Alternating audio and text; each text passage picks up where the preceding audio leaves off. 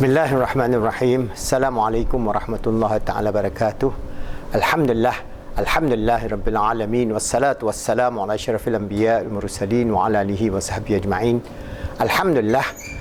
We have discussed on this nature of existence and the love of Allah subhanahu wa ta'ala, and how we as Muslims must be able to live in this dunya, practicing Islam at the highest level of ihsan, or love of Allah subhanahu wa ta'ala, and love of all His creatures, and understanding the nature of how we can bring about this idea of existence and consciousness, and also understanding the nature of the conscious and subconscious mind, and how we can actually develop a framework of positive Islamic psychology that is consonant with the new studies in neurosciences, as well as the inherent intrinsic truth that you find in the Quran, in the Sunnah, and the great works of our scholars. So one of these ideas that I'm going to bring about is the idea of that was discussed throughout the centuries of the nature of the conscious and the unconscious and the supraconscious mind. Okay, this has been discussed in many writings of the past and even currently. So we have a worldview which is, for example, this is the current worldview of those who are saying that this physical body is all that we have. That means this worldview is our physical body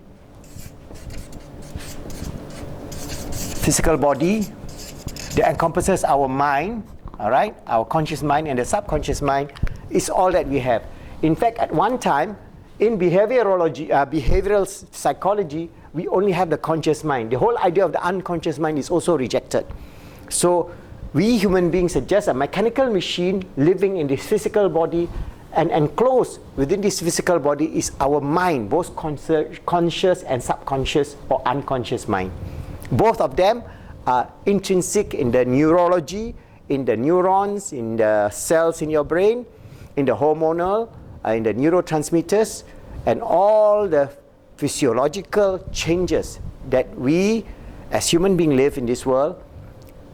All and everything is within the body. Nothing is outside it. So you have no connection to the universe. You have no connection to anybody else. You are your own being. You are a mechanical being having no purpose, no meaning. This is the secular materialistic ideology that was brought by Freud and Descartes before him, and those who bring this idea of atheism. So this physical body is all that you have. You have your conscious mind, and then also you have the unconscious mind or the subconscious mind, whichever term that they use. But from the Islamic perspective, the truth is that we come from the realm of Allah subhanahu wa ta'ala. When Allah created us, when Allah causes the Big Bang, all right, the Big Bang that we all know 13.7 billion years ago now is scientific proof. Allah commanded kun, be, and became, and it expanded to become the billions and billions of galaxies, super galaxies, clusters, and all that you can imagine beyond space, throughout this physical universe that you cannot even imagine. That is just a command of Allah. Even that is infinity. The command of Allah is when manifested into a physical thing, even that we cannot count. So from the realm of Allah, Allah created the supraconsciousness. This supraconsciousness is what we term within Islamic psychology our spiritual, emotional, and mental self. Because this mental self will have the three components. You have the conscious mind, the unconscious or the subconscious mind, and the supraconscious mind. So when we talk about Islamic psychology, we must know that our mind transcends time and space. So where does this reside? If we look at our model, we have the S, E, M, and P. Each of them represent one aspect of our realm. So we have the spiritual. Where does the spiritual reside? Where does the emotional aspect reside? Where does the mental aspect reside? Where does the physical aspect reside? The physical side is no problem because we know we have a physical body. So just like the same idea that we have within the current idea of we being a neurological being only, everything resides in the brain, so our mind is in the brain. So they have this P that may take on this area. Okay, we can concede that. But what about this? This is where our spiritual self, spiritual realm, our qalb. This is our roh, our qalb, and our akal. This is the spiritual aspect. That is a supraconscious mind that is linked together. So we have a greater body of truth. And this is proven by the whole idea of quantum physics, quantum mechanics. This is also proven by the idea of many of the mystical experiences that we encounter, and many more ideas that as we live in the supraconscious realm, our mind is linked to the roh, to the qalb, to the akal, and all this thing is actually comprehending our total self as we exist on this earth. So we have a far better idea, a far more holistic, a far more balanced understanding. Because once you understand this, then you are a being that live with the conscious mind. So we use all our faculties of our brain that Allah has given, all the more than 100 billion neurologicals, all the neuron cells that Allah has given us. We use all that to make our life good, in the sense of we have knowledge, we have sciences, we have whatever that we want to learn as a learning process. But this learning process is then linked to our unconscious or subconscious mind, and it's also linked to the supraconscious mind. So the realm of knowledge in which we can imbue ourselves is infinite. We are not limited by time and space. We are not limited by this physical body. So that is the difference between these two models.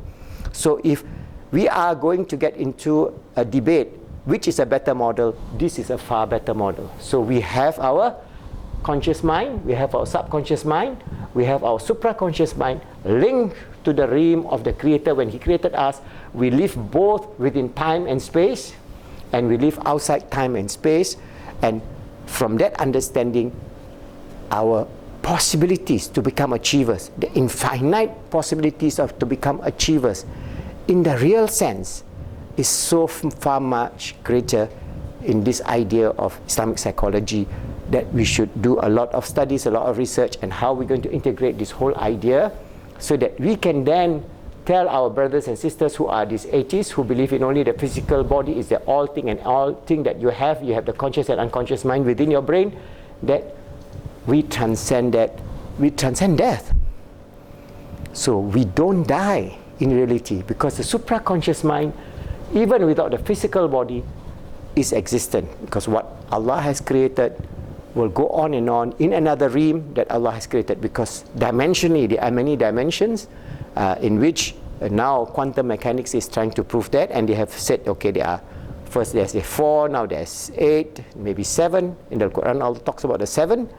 All right, we do not know, but these are research in terms of the nature of consciousness that Muslims, neurologists, Muslim psychiatrists, Muslim scholars, Muslim philosophers reclaim our position in this history in the 21st century, a very critical juncture in which, if we can understand that we have a far, far beautiful model of the nature of existence and the nature of the conscious, unconscious, subconscious, and supraconscious mind, we would then be able to formulate a way forward for all the Muslims in the world and for all humanity, inshallah, to lead a better life, to become good, to help others to be good, to make the world good, to realize our position as a true servant and Khalifah of Allah, striving to achieve the best, fulfilling the best, receiving the best, and giving the best to the world, that we get the mercy and the blessing of Allah, living beyond space and time, living in the realm